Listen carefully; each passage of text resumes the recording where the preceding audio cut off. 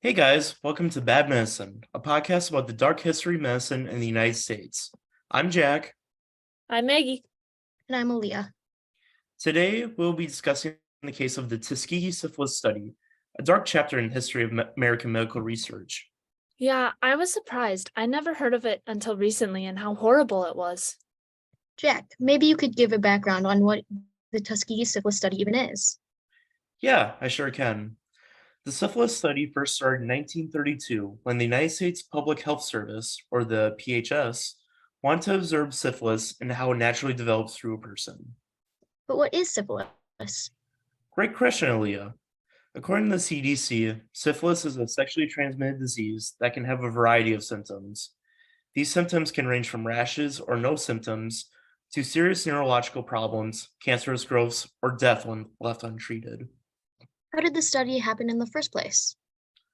Once the PHS gathered their 600 participants, who were all black men and most were poor farmers due to crop sharing, 399 of them unknowingly had syphilis, while the rest were used as a control group.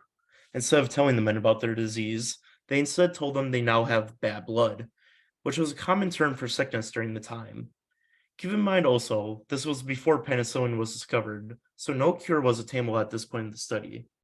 For their reward, the men were given health insurance and medical care for their trouble. That's it? Yep. But for these men, this was a godsend, considering the men's economic status and lack of insurance for their families. However, over the next 40 years, these men would be frequently refused treatment for their disease or illness, even though penicillin became a common treatment. Wow, that's horrible. Especially when you think how long the study went on. The experiment finally came to the public late in 1972 when the Associated Press reported on the experiment. In the news article, the AEP discussed the unethical experiments the PHS was doing and called for an immediate end to the experiment. They also called for proper ethical boards to be placed for any human experiment, regardless of what the study is. And not only was the event horrible, but the creator of the study had bad ethics as well. Christopher Krenner talks about the creator of the study, Raymond Vondeler, in his article published in the Journal of History and Medicine and Allied Sciences. One of Krenner's main points was how Vondeler wanted to hide the fact of who he was performing the study on and wanted to call it a raceless study. But in the end, they did make it clear and say they were studying African Americans. Vondeler also didn't want his subjects to know they were being tested on, so to gain more subjects, he created a letter to deceive his patients to make them think this was a form of therapy for syphilis. Also, when Vondeler explained his findings from his study to the public, many were skeptical of the numbers and even questioned him about it.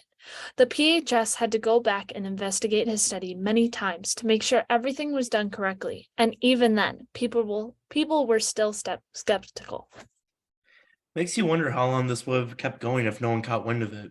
But how has it affected our healthcare in the United States in the present? This study left a stain on the legacy of the PHS and the healthcare system as a whole. Institutional review boards, which were created in response to the Tuskegee study, shows that some action has been taken to ensure healthy and ethical treatment during biomedical studies and to prevent this from happening again.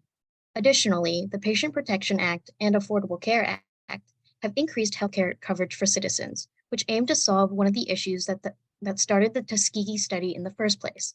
Jocelyn Elders, who was the former Surgeon General during the Clinton administration and first African American to lead the PHS, published an article in Ethics and Behavior explaining that this study was a combined effort of researchers, policymakers, administrators, and agencies over decades.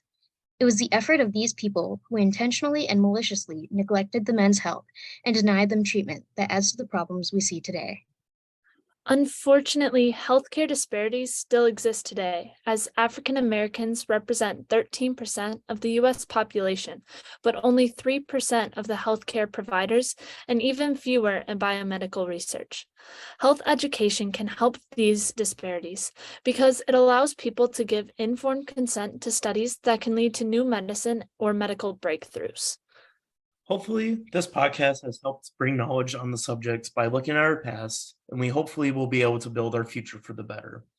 Thank you for listening, and be sure to tune in for next week's podcast. Bye for now.